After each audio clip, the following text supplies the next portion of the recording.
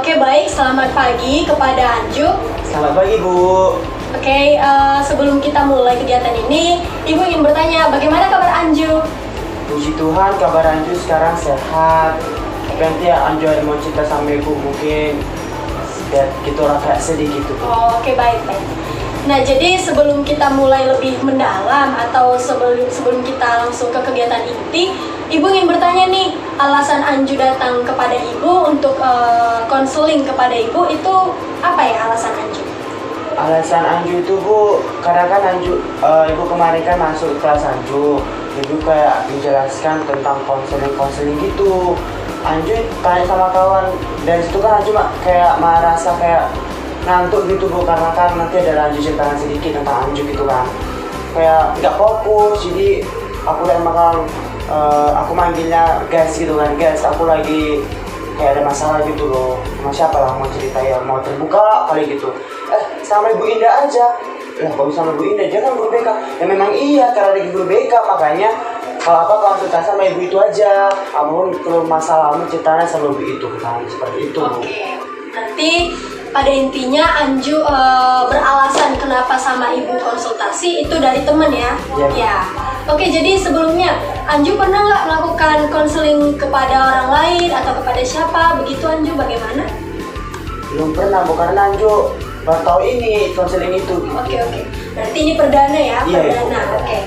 Jadi sebelum kita langsung kepada pembahasan, Ibu ingin menceritakan atau menjelaskan sedikit mengenai konseling. Mulai dari tadi kita bahas konseling. Jadi perlu kita pahami itu konseling individual itu apa. Jadi konseling individual itu adalah sebuah usaha yang dilakukan oleh konselor atau guru BK kepada si klien atau kepada Anju khususnya. Jadi apapun masalah yang dihadapi oleh Anju, saya sebagai guru BK ataupun konselor akan berusaha nanti memberikan memberikan solusi ataupun mengatasi permasalahan yang dihadapi oleh Anju. Kurang lebih sederhananya itu ya pengertian daripada konseling individu. Jadi memang di sini Anju boleh bercerita dengan terbuka. Jadi tidak usah takut, nanti Ibu ini membeberkan kepada orang lain, nanti cerita saya ini tidak privacy antara kami berdua, malah nanti orang lain jadi tahu kalau saya itu punya masalah ini gitu. Tenang saja. Kalau di sini Ibu akan menerapkan asas kerahasiaan. Nah, ini adalah salah satu asas yang dipakai dan digunakan dan dipegang erat oleh konselor khususnya ya. Karena memang tanpa asas konseling itu tidak bisa berjalan baik ya. Jadi ibaratnya sebuah rumah kalau kita bangun itu kalau tidak ada fondasi dari bawah itu tidak akan kokoh berdirinya. Jadi seperti itu juga lah mengenai asas ini. Konseling ini akan berjalan dengan baik kalau kami nanti menggunakan asas, apalagi salah satunya adalah asas kerahasiaan. Jadi Anju tenang aja, bercerita itu boleh bebas, leluasa, tidak perlu takut nanti terbuka atau terbongkar ke orang lain. Ya, kurang lebihnya begitu. Ibu ingin bertanya, apakah Anju bersedia? Kalau Anju sangat bersedia, Bu. Oke, sudah bersedia ya. Dan memang kalau misalnya tidak bersedia, nggak mungkin kan datang ke Ibu? Iya. Oke, jadi sejauh itu dari yang Ibu jelaskan, konseling itu apa, konseling individual itu apa, bahkan asas kerahasiaan. Sejauh ini apa ada yang ingin Anju tanyakan? Anju masih bingung sih, Bu, tentang konseling ini. Makanya Anju mau tanyakan, kan Anju ini kan sering curhat nih sama teman Anju, dan teman Anju itu kadang kasih solusi, kadang mendengarkan. Apakah termasuk konselor atau gimana, Bu? Atau semua orang itu bisa menjadi konselor seperti Bu katakan tadi, atau kayak menjadi konselor ternyata harus seperti ini gitu, Bu? Atau bagaimana, Bu? Ya, sebenarnya dalam melakukan konseling sederhananya adalah bercerita antara satu dengan yang lain ya. Jadi kalau berbicara mengenai konseling kan ada dua jenis tuh, konseling berkelompok, konseling individu. Karena kalau berkelompok ini kan berarti ada orang lebih dari satu gitu ya, atau lebih dari dua, itu adalah kelompok. Jadi kalau ada perkumpulan misalnya sesama siswa, aku gini loh, itu juga bisa termasuk konseling, karena konseling itu sederhananya kembali yang tadi adalah cerita, curhat. Jadi bisa dikatakan, apalagi sampai sudah melakukan pemberian solusi, nah itu juga bisa dikatakan seperti itu aja. Oke, jadi Bu, semua orang bisa jadi konselor atau gimana gitu? Iya, sebenarnya kalau dikatakan sebagai konselor harus ahlinya ya, namanya konselor. Tapi kalau ingin menjadi pembimbing, semua orang bisa. Yang membimbing, mulai dari orang tua kita bisa jadi pembimbing. Tapi kalau konselor itu harus ahlinya begitu. Dan memang kalau konselor itu tidak asal-asal melakukan konseling, harus ada tahap-tahapannya gitu, harus ada panduan-panduannya begitu Anju. Oke, paham Bu. Oke, jadi Anju, tadi kan Anju bilang kalau saya tuh ada sedikit cerita yang sedih nih, saya mau bercerita Bu, makanya saya datang kepada Ibu. Nah, Ibu bertanya nih kepada Anju, cerita seperti apa sih yang mau Anju ceritakan kepada Ibu? Oke, terima kasih Bu. Ini mungkin ceritaku agak, mungkin bahasa aku mungkin kayak agak baku kali, kan masih mengecap persekolahan gitu kan. Iya. Jadi semenjak aku masuk mengecap pendidikan itu Bu, kayak mana Bu ya, aku kalau tidurku tidak teratur gitu. Kadang sampai jam 1 malam tidur, kadang sampai bahkan jam 4 Bu, jam 4 pagi itu tidur. Karena apa? Karena nugas itu, ngerjain tugas. Tapi lama-kelamaan walaupun gak ada tugas, tetap gak bisa tidur cepat gitu Bu. Iya. Kalau nggak salah saya searching di Google itu namanya insomnia gitu Bu. Jadi itu kayak gangguan tidur gitu pada orang lain. Makanya dari situ, apa yang kalau kenapa kayak gimana kayak gini, apa karena kebiasaan penyebabnya atau gimana gitu. Makanya banyak sekali jadi kayak merasa kawan-kawan udah tidur, awak belum, mama udah tidur. Makanya kadang tengah malam itu kayak lapar sendiri, masak sendiri, kayak aduh malam tidur kayak segan bangunkan gitu Bu. Jadi kayak banyak yang terganggu gitu insomnia ini Bu. Mau aku buat kayak gini pun, mau tidur cepat pun susah. Karena kan kalau misalnya aku ini pernah sih Bu tidur siang, nggak tidur siang gitu kan, bisa aku tidur siang, nggak tidur siang, tetap aja nggak bisa tidur malam cepat gitu Bu. Selalu yang di atas jam 12, makanya kadang mataku langsung hitam, kadang baru tidur langsung lemas. Jadi ke sekolah pun kadang telat, kadang segala macam. Tugas-tugas pun kadang kayak misalnya dikumpulkan jam sekian, kadang telat karena bangun tidur gitu, telat makan, telat segala macam. Banyak lah Bu dampak yang bagi saya, banyak sekali apa yang mau saya rugi gitu Bu. Apalagi ditambah kan kalau misalnya pendidikan itu kan kita harus berpenampilan bagus. Bagaimana orang insomnia Bu, pasti badannya kayak lemas, lesu, mata dia kayak nggak terjaga. Apalagi ke mata ini Bu, mata saya ini sensitif kayak gini. Kalau misal saya udah telat terjadi tidur atau udah lama kali nggak tidur, langsung dia hitam, langsung dia kayak bengkak gitu kayak warna. Padahal enggak. Jadi gitu Bu, makanya aku mau minta saran dari Bu kayak mana nanti kan aku bisa kayak lebih solusi gitu. Karena aku udah lakukan itu apa aja, memang besoknya bisa, tapi bisa lagi terulang kembali gitu Bu. Oke, jadi yang sudah Anju ceritakan memang benar, itu adalah salah satu ciri-ciri daripada insomnia. Jadi kalau berbicara mengenai insomnia itu sederhananya adalah sulit tidur ya, sebagai bisa dibilang penyakit juga, penyakit terhadap orang yang sulit tidur tadi. Jadi kalau mengenai cerita Anju cukup cukup mengganggu ya, apalagi mengenai kehidupan Anju, kesehatan Anju, pola belajar Anju juga terganggu. Jadi memang insomnia ini sangatlah merugikan bagi setiap individu kalau si individu ini penderita insomnia. Jadi memang kalau sejauh ini Anju tadi kan sudah bercerita banyak nih mengenai insomnia, mulai dari bahkan kalau kata gaulnya dibilang mata panda. Iya. Anju juga sudah terjadi lah pokoknya, sudah ada mata panda gitu dalam diri Anju. Itu karena apa? Karena insomnia. Jadi ibu ingin bertanya nih, apakah ada? Pastinya ada sih, tapi coba Anju deskripsikan dampak ataupun impact yang sudah Anju dapatkan atau yang sering terjadi dalam diri Anju setelah ada penyakit insomnia ini dalam diri Anju. Coba dijelaskan Anju. Iya sih Bu, kalau misalnya dampaknya itu sangat banyak kali. Terlebih lagi kayak merugikan aku pribadi Bu. Dampak pertama itu kayak mental pun sebenarnya terganggu sedikit sih Bu, kayak merasa lebih kayak kurang pede gitu keluar, karena kan ada mata panda di sini, kayak aduh pakai bedak pun, setebal-tebal bedak pun kayak mana ya, keringat langsung aja bercak-bercak gitu. Jadi kayak udah lah nggak usah pakai bedak segala, tapi nampak dia itu. Jadi itu dari visi aku Bu. Baru visi aku kayak makin kurus, kan kebanyakan orang begadang atau susah tidur itu kan Bu, karena membuat mereka jadi kurus itu. Tambah lagi makin kurus, makin diajak kawan-kawan lagi. Baru kalau misalnya untuk lingkungan ya Bu, apalagi aku tinggal sama orang tua nih Bu. sering kena marah gitu. Lama kali tidur, anak cowok jam segini, bangun jam segini, jadi kayak aduh, baru bangun tidur ya dikasih santapan yang botak sentati gitu. Tapi ya emang salahku sendiri gitu kan Bu. Apalagi kalau dalam persekolahan, belajar, kadang telat masuk Bu. Kadang-kadang seminggu tuh kadang hampir tiap hari telat, hampir Bu. Karena susah gitu tidur, karena jam 2 tidur, jam 3, bahkan jam 4 gitu.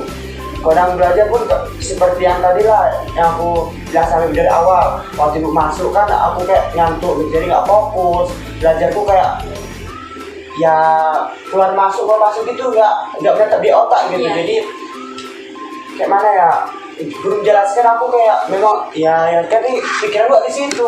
Kapan siap biar aku nggak tidur. Maka waktu istirahat kawan-kawanku makan di kantin, aku nggak tidur dari itu. Makanya dan pertemanan pun Bu lagi baik sekali, karena kan aku tidur dia jadi jam istirahat, bahkan di jam pelajaran pun aku tidur. Jadi banyak yang tidak mau berteman denganku, mungkin karena aku kurang sosialisasi mungkin, karena kan aku di dalam kelas saya terus Bu. Kalian pulang dari sekolah langsung ke rumah, dia tidur lagi. Tapi malamnya nanti begadang terus sampai makanya dunia itu kayak bukan dunia nyata lagi, dunia maya semua dia pegang. Jadi banyak sih dampaknya Bu, baik fisik, mental, lingkungan semua kena Ibu. Oke. Jadi yang sudah dijelaskan oleh Anju cukup banyak dampak yang sudah dialami oleh Anju, mulai dari psikologisnya, fisik, lingkungan, di lingkungan ini baik di orang tua yang sering kena marah atau teman-temannya yang kurang berbaur ya karena kebanyakan tidur di kelas. Terus mengenai pola belajar di sekolah juga terganggu, sering ngantuk pada saat guru menjelaskan gitu ya. Banyak juga ya dampaknya, cukup merugikan kalau dipikir-pikir ya Anju ya. Sangat merugikan sekali Bu. Iya, sangat merugikan. Jadi memang dari yang sudah Anju alami mulai dari dampak-dampak, apakah ada yang mendukung istilahnya ada misalnya teman dekat Anju janganlah begitu, kurang-kurangilah yang namanya begadang atau yang sulit tidur itu, usahakanlah misalnya apa ya, pokoknya ada nggak sih teman-teman Anju yang ingin menarik Anju lagi ke hal yang lebih baik, artinya ingin mengambil Anju dari sisi-sisi yang nggak baik tadi, yang insomnia tadi, atau misalnya orang tua Anju yang mendukung Anju untuk misalnya gadget jam 10 harus diambil, itu kan usaha juga misalnya, atau dukungan juga dari orang tua agar Anju tidak insomnia. Bagaimana Anju, ada nggak? Kalau dari pertanyaan Ibu itu sih ada, baik pertemanan, tapi cuma satu teman Bu, itu pun dibilang sahabat enggak, dibilang cuma teman biasa gitu, karena dia sebangku juga. Yang tadi yang ngancurkan aku sama Ibu tadi ya dia gitu. Terkadang sih bilang dia, kenapa sih kau sering tidur, sering begadang, nggak bagus loh kesehatanmu, dia bilang gitu. Nggak apa-apa, aku susah kali tidur segala macam gini, kayak gitu Bu. Tapi dia ngasih solusi, mungkin kau buat aja lah kayak gini kelakuan gitu, tapi tetap aja nggak kena gitu. Udahlah, tidak ada teman. Kalau dari keluarga sih Bu ada, tapi nggak terlalu ketat sih, nggak pernah sih disita HP Bu. Bahkan kalau misalnya kan karena saya insomnia kali kan Bu, makanya kadang ketika sudah dengarkan suara kaki langkah masuk ke dalam kamar, langsung nih HP matikan langsung gitu. Jadi bohong gitu, tapi nanti kalau bisa apa aku kena marah. Bahkan HP ku ada disita, hampir pernah seminggu HP ku disita Bu, pernah. Itu kalau misalnya sekali ketat tetap kali, kalau misalnya enggak kali gitu. Jadi kayak atau saya kayak awal aja gitu Bu, sesuai dengan kondisi mereka gitu. Jadi itu sistem sih Bu. Tapi kalau misalnya dari kakak, dari abang-abang bahkan adik saya itu kayaknya mereka biasa aja sih Bu, biasa gitu. Bahkan kalau misalnya ada jatuh piring palingnya si Anjunya itu palingan yang kamar itu ya udahlah, mereka biasa aja gitu. Oke. Berarti cukup banyak juga ya kalau misalnya membahas mengenai support system, mulai dari teman, walaupun temannya tidak seberapa gitu, tapi ya tidak apa-apa, walaupun memang tidak banyak teman, istilahnya 1-2 teman tapi bisa dipercayakan enak. Terus dari orang tua juga ada. Jadi bisa juga kalau misalnya dikaitkan usaha dari orang tua ataupun usaha dari teman Anju kan ada. Tapi ibu ingin bertanya, ada nggak usaha dari Anjunya sendiri atau diri Anju untuk mengubah sisi yang buruk tadi ke hal yang lebih baik gitu? Ada nggak Anju? Nah kalau usaha pasti ada Bu, itu pasti ada. Pertama kan saya minta saran dari teman saya sebangku tadi. Dia bilang gini, kalau misalnya kau malam itu susah kali tidur, siang gak usah tidur katanya gitu. Ya udah, siang aku nggak tidur, ternyata tetap aja jam 10 kayak nggak ada merasa ngantuk gitu loh Bu. Kayak mana. Jadi kayak sia-sia gitu. Nah cara yang kedua kan aku ada Google, katanya apalagi ini kayak cerita rakyat gitu Bu, seperti menghitung angka 1 tetap aja bahkan sampai 500 kayak gitu ditunggu sampai bibir kiri kering, tetap aja nggak ngantuk. Baru dengarkan lagu pun terkadang misalnya kayak dengarkan lagu pun turun tidur tapi nggak tidur pula sih gitu Bu, tapi tunggu waktu jam-jam 2, jam-jam 1 baru tidur gitu. Jadi usaha apapun yang aku lakukan tuh kayak be aja gitu. Bahkan pernah aku berpikir kayak mau beli obat tidur tapi dilarang sama medisnya. Aku pernah ke apotek ini Bu, aku sama kawan, Bu aku mau beli obat tidur dong, buat siapa kata itu, kayak curiga, buat apa kamu umur berapa kata itu, ini gak sembarang orang untuk minum ini kata gitu, untuk insomnia segala macam. Kalau kayak itu pergi aja langsung ke medis atau ke dokter segala macam. Tapi aku takut bercerita sama orang tua, atau nanti kayak marah kalau orang tua aku kadang mau visi, kadang marah. Tahu orang Batak kayak mana kan, gak bisa cuma omongan aja, gak bisa lembut, itu lembut dikira lembut tapi kasar gitu hasilnya gitu. Jadi itu usaha aku lakukan sih Bu, makanya kurang efektif ini gitu aja aku terus, makanya biar kata teman ini sama Ibu Indah lah, mata Ibu dan Indah ada solusi gitu. Oke, jadi satu ujian juga untuk Anju ya, karena istilahnya gini, walaupun Anju punya insomnia tapi Anju masih berusaha, walaupun usahanya tidak langsung berdampak besar kan, tapi sejauh ini Anju sudah cukup bagus, walaupun memang usahanya itu belum langsung instan Anju dapatkan, tapi bagus, harus ditingkatkan lagi. Tapi memang usaha yang Anju ini memang karena kurangnya ya, apalagi mengenai apa tadi ya yang kedua, harus menghitung 1 sampai 100. Kalau itu sebenarnya semakin kita menghitung itu akan sulit, itu kan mitos, itu tidak semua dipercaya oleh orang, belum semua penelitian yang mengiyakan itu ya. Karena memang gini, kalau misalnya kita menghitung 1 sampai 100 itu kan akan menguji kefokusan kita. Ketika kita makin fokus, habis 60 berapa? 7. Berarti itu akan membuat kita makin tidak ngantuk. Artinya makin kita konsen, otak kita semakin bekerja, bukan otaknya diistirahatkan. Harusnya diistirahatkan kan, biar tubuhnya juga bisa rileks gitu. Jadi Anju, seperti yang sudah Anju sampaikan, ada beberapa usaha yang dari Anju tapi usahanya belum maksimal. Ada beberapa tips atau usaha yang dari Ibu harus Anju lakukan. Ini harus karena apa? Agar Anju tidak lagi insomnia, atau bukan langsung menghilangkan insomnia ya, tapi mencegah atau mengantisipasi ya. Oke, jadi yang pertama itu tadi kan teman Anju kan bilang nih, bisa dicatat ya. Kalau misalnya nanti ada yang kurang, minta dari Ibu catatannya. Nah, yang pertama, Anju harus rajin olahraga. Kenapa Ibu bilang begitu? Kalau kita makin melenturkan tubuh kita, makin membuat tubuh kita semakin rileks mulai dari olahraga, maka ketika istirahat pun nanti kita makin rileks, tubuh kita makin aman begitu. Lalu yang kedua, kalaupun misalnya rajin berolahraga itu tidak udah mas belum maksimal lah, ganti Nah, yang kedua, Anju bisa, kalau misalnya Anju bermain HP tadi kan, nah Anju bisa memutar musik relaksasi, musik relaksasi. Itu akan membantu Anju nanti merelaksasikan tubuh Anju, pikiran Anju, semua otak Anju juga, hati Anju makin tenang, makin rileks, makin stabil. Maka Anju akan terlatih, semakin terbiasa nanti Anju mendengarkan musik relaksasi, makin terlatih, makin sering tidur cepat begitu. Lalu sebelum ke langkah yang ketiga, Ibu ingin bertanya, Anju suka kopi atau enggak? Suka kopi, bukan kopi hitam sih Bu, kayak misalnya kopi, kopi susu gitu sih, kayak minuman anak muda gitu sih Bu. Oke, itu bagus sih, tapi kalau di atas jam 11-an itu tidak perlu lagi konsumsi, apalagi kopi hitam. Kopi hitam kan mengandung kafein. Nah, itu kan akan membuat membuat mata kita itu makin kuat untuk tidak tidur ya, kopi, karena itu mengandung kafein, itu akan mencegah kita untuk tidur lebih cepat gitu.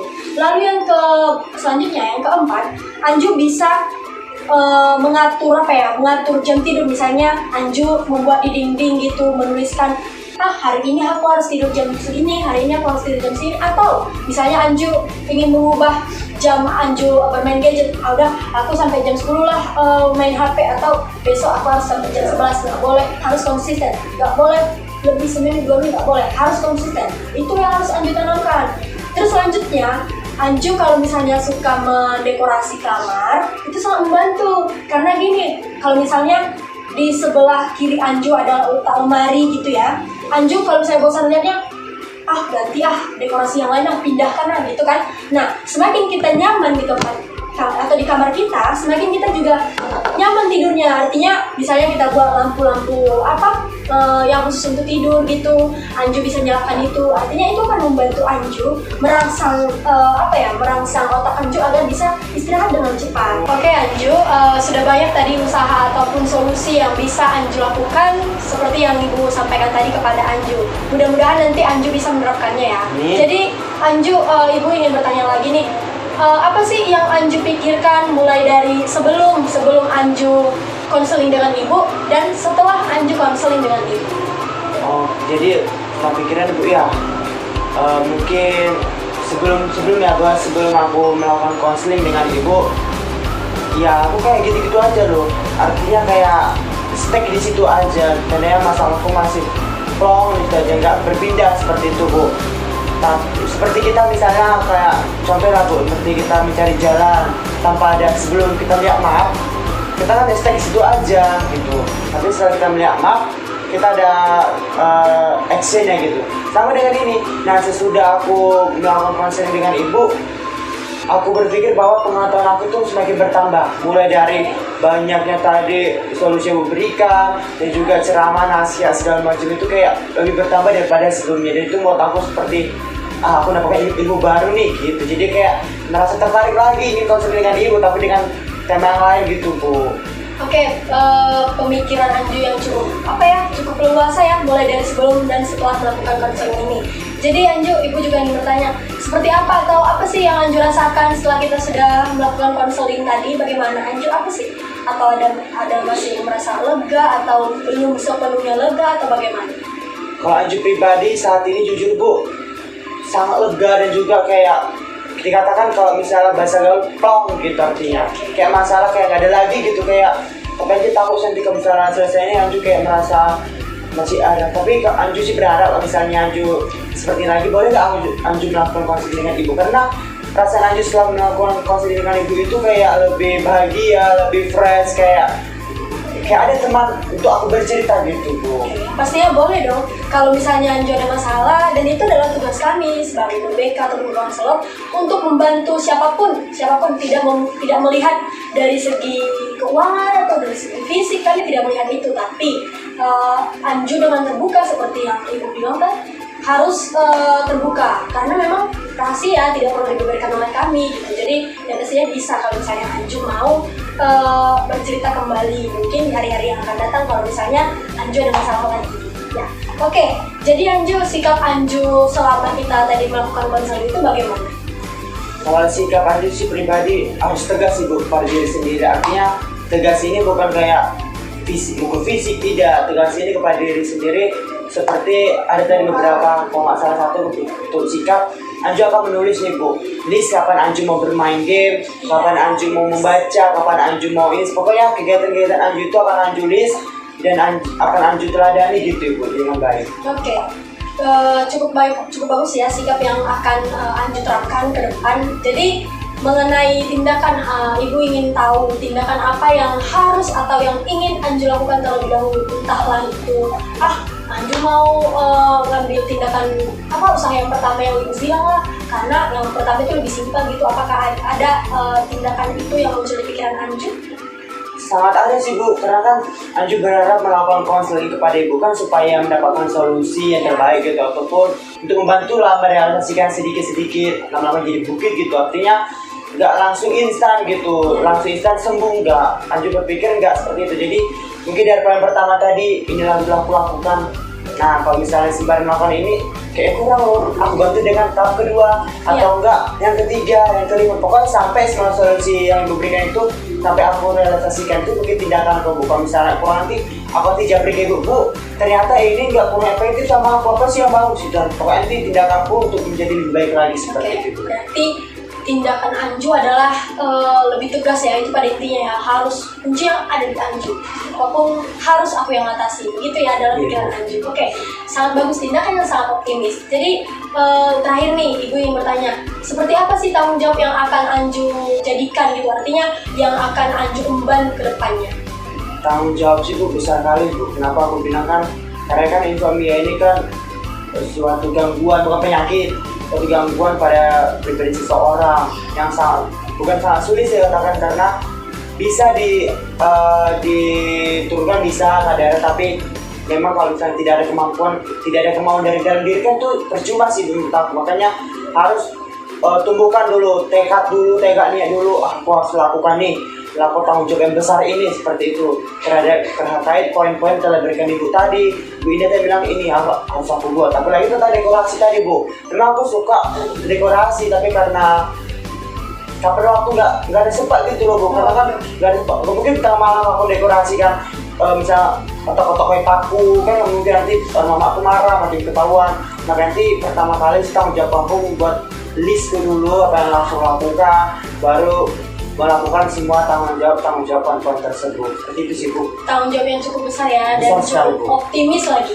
Dan harus ditingkatkan tanggung jawabnya, harus bisa dipegang ya, bukan hanya dibicarakan, tapi harus direalisasikan di dalam kehidupan Anju, agar nanti insomnia tadi tidak lagi melekat dalam diri Anju. Dan mudah-mudahan yang sudah kita diskusikan tadi, mulai dari usaha-usahanya, bisa Anju atasi, bisa Anju lakukan satu persatu. Oke, mungkin sampai di sini dulu ya pembahasan kita mengenai konseling individual ini. Anju, kalau nanti misalnya ada lagi di lain hari, Anju bisa bercerita dan Anju bisa curhat lagi kepada Ibu, tidak usah takut dan tidak usah sungkan, karena kami selalu menerapkan asas kerahasiaan yang dimana Anju siap dan terbuka di sini ya. Jadi bisa bebas bercerita dan berekspresi kepada kami ya, kepada Ibu. Oke, mungkin itu saja Anju. Terima kasih atas ketersediaannya yang sudah mau bersedia terbuka, mau bersedia menceritakan masalahnya. Dan sekian, terima kasih, selamat pagi Anju. Selamat pagi, terima kasih ya Bu. Oke.